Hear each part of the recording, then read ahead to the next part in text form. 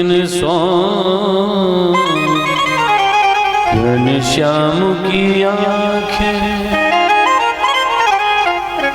आंखों से आंसू बहने लगे। हे प्रभु, हे कृष्ण, आपसे अच्छी तो आपकी कथा है। तब कथामृतम तप्त जीवनम, आपसे अच्छी तो आपकी कथा है, आपसे अच्छी तो आपसे अच्छा तो आपका नाम है। ब्रजवासियों को देखिए, ब्रजवासियों ने भगवान के बैकुंठ को फीका ठहरा दिया अपने ब्रज के सामने, वृंदावन के सामने। क्यों? क्योंकि जहां कृष्ण नहीं तो कोई बात नहीं, कृष्ण की यादें हैं। तुम्हारी जो कथा है ना, श्रवण मंगल, आपकी कथा इतनी दिव्य है, इतनी अद्भुत है, ऐसा भाव होता है। आप नहीं तो कोई बात नहीं, बस कानों से आपकी कथा सुनता रहूं मेरे हृदय से, मेरे हृदय का भाव, मेरे नेत्र आंसू की धार बरसाते रहें। प्यारे श्याम सुंदर, हम तेरे विरह में रोते रहें। इस रोने में जो आनंद है, जो सुख है, दुनिया में कहीं ऐसा सुख नहीं।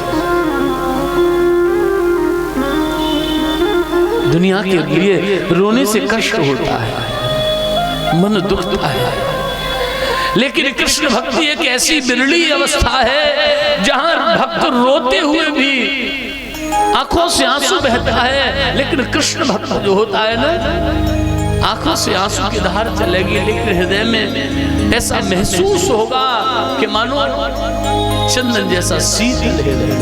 जितना आंख से आंसू बरस रहा है, हृदय में उतना ही ठंडक पहुंचती है। तब कथामृतम तप्त जीवनम, मानो हे ठाकुर, हे प्यारे श्याम सुंदर, आपके विरह में रोने से हमें इतना सुकून मिलता है, मानो जीवन की उपलब्धि भी पाली हो।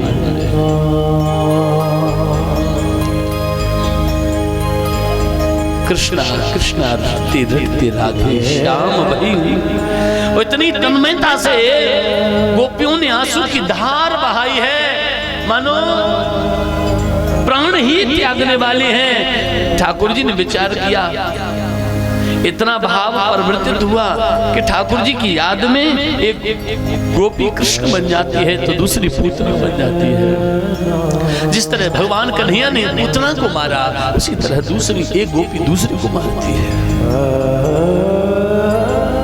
ठाकुर जी ने विचार किया, अगर मैंने दर्शन देने में देरी की तो गोपी के प्राण नहीं बचेंगे। आज अभिमान चूर चूर हो गया तो ठाकुर जी ने दर्शन देने में एक क्षण मात्र की भी देरी नहीं की। बोलो श्याम सुंदर भगवान की जय हो। भगवान कब दर्शन दिए? अभिमान दूर हो गया। अभिमान गोविंद भावत नहीं। ब्रज में ठाकुर ने अभिमान का भक्षण किया है। मां का माने अभिमान और रास पूर्ण हुआ है। बोलो भलो वत्सल भगवान की। लोग इस कथा को सुनकर न जाने कैसी कैसी टिप्पणी करते हैं। कोई कहता है ठाकुर जी कामनी थी। भैया रास की कथा क्या है? रास की कथा कोई साधारण नहीं है। लोग कहते हैं काम की कथा रास कथा है, लेकिन मैं कहता हूं काम पर विजय की कथा रास कथा है। रास क्या है?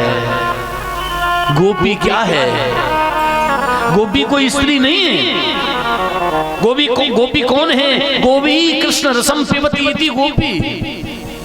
गोपी वो है जो सदैव कृष्ण नामामृत का पान करती है। हर उठते बैठते सोते जागते जो सदैव कृष्ण नामामृत का पान करती है, वो गोपी है। कोई कहे कि ये काम कथा है। भैया एक बात बताइए, जिस समय भगवान ने रास रचाया उस समय ठाकुर जी की अवस्था कितनी? 7 साल के कन्हैया ने राज्य को उठाया। जब रास रचाया 8 या 10 वर्ष की अवस्था, और 8 और या 10 वर्ष का बालक क्या काम भाव जाने। पहली बात।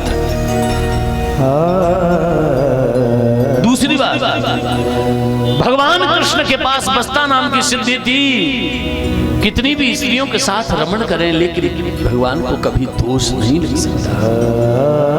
8 प्रकार की सिद्धियां होती ना, अड़िमा, महिमा, लघिमा, मूर्ति, प्रकाम में बस्ता और ईश्वर। जिस व्यक्ति के पास बस्ता नाम की सिद्धि होती है, कामी स्त्री के किसी भी चाल का प्रभाव नहीं चल सकता उसको। ये काम की कथा नहीं, काम पर विजय की कथा है। रास प्रसंग आता, रास की शुरुआत राम कथा में ही हो गई साहब। देखो भैया, जब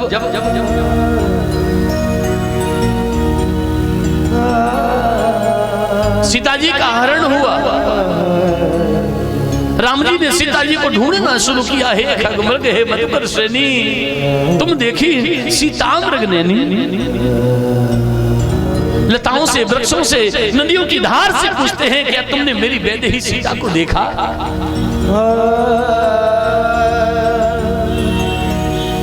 ऐसी पागलों जैसी स्थिति हो गई। रामचरितमानस तो लिखती है, बाबा तुलसीदास जी के शब्दों के अनुसार राम जी लक्ष्मण को भूल गए।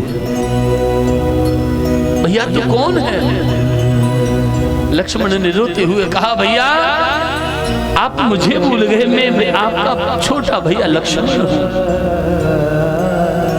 भीगी हुई आंख से सरकार ने कहा, लखन मैं तुझे ही नहीं, मैं तो अपने आप तक को भूल चुका हूं।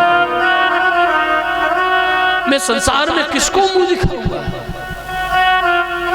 जो अपनी पत्नी तक की रक्षा नहीं कर सका, वो राम संसार में क्या मुंह दिखाएगा?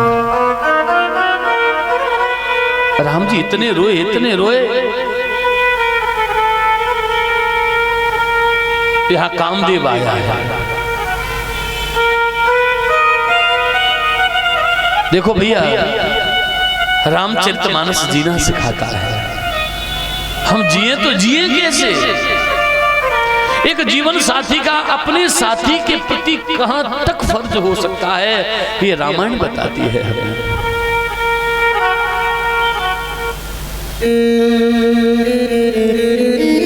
राम जी ने वो आदर्श प्रस्तुत किया। इतने रोए, इतने रोए, आंखों में आंसू भरे हुए हैं। उसी समय कामदेव आया। कामदेव ने कहा, कहो महाराज कैसा रहा? भीगी हुई आंखों से सरकार ने कहा, क्या? कामदेव बोला, मेरा प्रभाव, आप स्वयं परमात्मा होकर, स्वयं ब्रह्म होकर आप रो रहे हैं, ये मेरे जैसा काम ही कर सकता है, ये मेरा प्रताप है। भरी हुई आंखों से सरकार ने मुस्कुराते हुए कहा, अरे मूर्ख, ये तेरा प्रभाव नहीं, अरे भागे, ये तो मेरा स्वभाव है, ये मेरा स्वभाव है। मैं समाज को एक संदेश देना चाहता हूं, अगर जीवन साथी अपना खतरे में है तो दूसरे जीवन साथी का फर्ज कहां तक हो सकता है? अगर प्रभाव तुझे देखना है ना, तो तू रामावतार में तुम उसे क्या याद करेगा? अरे तुझे खुली चुनौती है, चैलेंज है, क्योंकि इस समय मैंने मर्यादा का वो चोला पहन रखा है, आदर्श का वो चोला पहन रखा है। तुझे चुनौती है, तू कृष्णावतार में आना। मैं अकेला हूंगा, रात्रि का समय होगा, अनेक गोपियां होंगी। कामदेव का सबसे बड़ा बाण स्त्री है। चुनौती है तुझे, तू चाहे किले का युद्ध करना, चाहे मैदान का युद्ध करना। रास का तो बहाना है, और भैया वहां उसी समय शर्त रखी गई कि जो हारेगा उसे जीतने वाले को बाप कहना पड़ेगा। कृष्णावतार में रास हुआ, भगवान कृष्ण ने कामदेव को परास्त किया और यही कारण है कि भगवान कन्हैया के जो प्रथम पुत्र हैं प्रद्युम्न, ये कामदेव ही प्रद्युम्न बनकर आए हैं, जिनकी पत्नी रति, आगे कथा आएगी। तो ये काम पर विजय की कथा है, ये काम कथा नहीं है भैया। बोलो बोलो भगवान की जय जय श्री राधे। आइए।